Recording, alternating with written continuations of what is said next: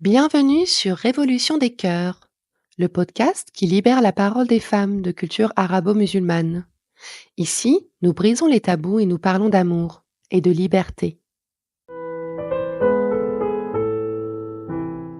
Dans ce premier épisode, Farah nous raconte sa quête de liberté à travers sa relation avec Julien, son conjoint non musulman.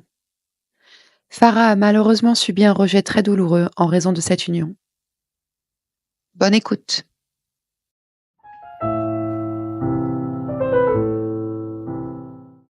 Je m'appelle Sarah, j'ai 36 ans et je suis d'origine algérienne. Je suis née en France. Je suis la dernière de la fratrie. J'ai 2 frères plus âgés que moi.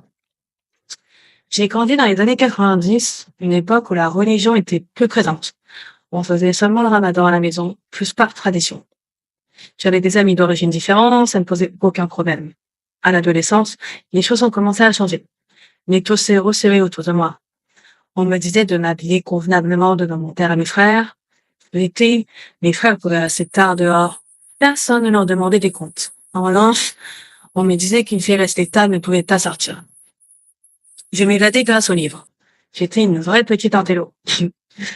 Mes parents ont toujours insisté pour que je réussisse à l'école. Ils ont déménagé pour que j'aille dans un bon lycée, où j'ai fait des rencontres de personnes de parcours complètement différents. Des soirées étaient organisées, mais je ne pouvais pas m'y rendre. J'ai même prétexté d'avoir un job de babysitter pour aller à certaines soirées en cachette. Je me sentais vivante. J'ai eu des amourettes, à l'insu de tous bien entendu. Ma mère m'a toujours mise en garde contre la sexualité. C'était un tabou immense. Un non-dit. Je ne crois pas qu'elle ait en fait littéralement prononcé les mots « tu dois rester vierge jusqu'au mariage ». Mais elle me l'a fait comprendre, à différentes reprises. Encore aujourd'hui, j'ai en tête le souvenir d'une de mes tantes qui a eu un enfant hors mariage, qui a été banni de la famille 20 ans auparavant et que personne n'a jamais revu. En fait, avoir un enfant hors mariage est la preuve évidente de la terre de la virginité d'une femme, ce qui représente le plus grand affront pour une famille et la communauté en général. J'ai toujours eu peur d'avoir des relations sexuelles, par peur de tomber enceinte et d'être rejetée à mon tour. Après le bac, j'ai voulu partir, vieux, suffoqué. Mes 2 frères s'étaient mariés avec des femmes musulmanes pratiquantes. L'une d'entre elles venait d'Algérie et ne parlait pas français. Je me suis toujours sentie différente du reste de ma famille. J'ai déménagé à Bordeaux pour mes études. J'étais en coloc au début. Ça rassurait mes parents. Là, j'ai découvert la liberté. La liberté de faire ce que je voulais, la liberté d'être qui je voulais.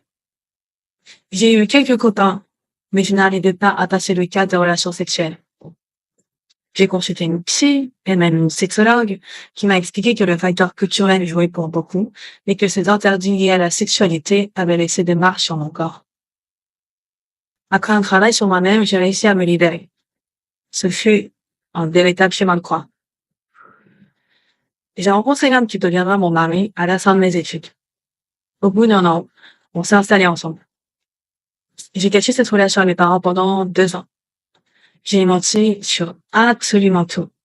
Quand ils venaient me rendre visite, je cachais les bouteilles d'alcool, je cachais les affaires de Julien, qui allait passer le week-end chez un ami. La famille de Julien m'a accueilli les bras grands ouverts, ce qui m'a fait un bien fou. On existait, lui et moi, en tant que couple, avec eux, et c'était merveilleux. Au bout de 2 ans de concubinage, bien installés dans notre cocon, mais aussi professionnellement, Julien et moi voulions penser au mariage, aux enfants. J'ai donc décidé de tout dire à ma famille. J'ai commencé par un de mes frères, le plus ouvert des deux, si on peut dire ça comme ça. Il a littéralement pété les plombs. Il m'a ordonné de rompre avec Julien, de revenir au bercail et de ne jamais en parler aux parents. Ce coup de fil m'a refroidi. Pendant des mois, j'ai mis ça de côté. Puis Julien a commencé à s'impatienter. Il en avait marre des mensonges et de leurs effets sur ma santé mentale. Parce qu'il faut dire qu'à l'époque, j'étais dans une spirale infernale, complètement tiraillée, à la limite de la schizophrénie. Pour Julien, le rejet était un concept flou. Il n'arrêtait pas de dire que ma famille s'y ferait, que s'il m'aimait, il comprendrait. Mais ce n'est pas aussi simple que ça.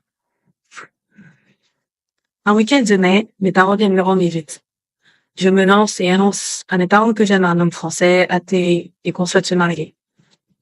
Mon père entre dans une colère noire et part au bout de quelques minutes. Ma mère, plus silencieuse, me fait un bisou sur le front et me dit avant de partir, Bunty, ça veut dire ma fille, c'est ta famille ou lui. Mais tu ne peux pas avoir les deux. Sans les cylindres atroces de menaces de la part de mes deux grands frères et du silence de la part de mes parents. Ma famille voulait que Julien se convertisse à l'islam. Mais moi-même, je n'étais pas croyante, donc ça ne rimait à rien. La conversion était juste un moyen de faire plaisir à la famille au sens plus large. On se cache beaucoup derrière Dieu, mais il faut savoir que le regard des autres compte énormément, si ce n'est plus. Je me dis avec le recul que si chaque parent faisait passer l'amour inconditionnel avant tout le reste, on éviterait tellement de déchirements. Je n'ai pas craqué. J'ai trouvé la force en moi d'avancer, en trébuchant souvent malgré tout. J'ai épousé Julien il y a 6 ans. Je l'ai invité mes parents, mes frères, leurs femmes et leurs enfants. Personne n'est venu. J'ai simplement reçu un texto d'un de mes frères le jour même qui disait « Tu le regretteras ». Malheureusement, je ne peux pas dire que mon mariage était le plus beau jour de ma vie, car ne pas avoir au moins ma mère à mes côtés m'a brisé le cœur. Et en même temps, j'ai épousé l'homme de ma vie, encore une fois, j'étais tiraillée. Nous avons maintenant 2 enfants, 2 petites filles. J'ai envoyé des messages à ma mère pour lui annoncer mes grossesses, puis les naissances des filles. Ces messages sont restés sans réponse. Il y a près d'1 an, je reçois un texto d'un de mes frères, celui qui m'avait écrit le jour de mon mariage, pour me dire que notre mère était décédée il y a 3 mois. En ajoutant à la fin, je pense que tu mérites au moins de savoir ça. Autant dire que ce message a eu l'effet d'une bombe. Une déflagration énorme dans ma vie. C'est difficile d'accueillir autant de violence psychologique. Heureusement, j'ai été entourée par ma nouvelle famille, mais je n'ai jamais voulu faire de choix. J'aurais voulu tout avoir. Si c'était à refaire, je signe à nouveau.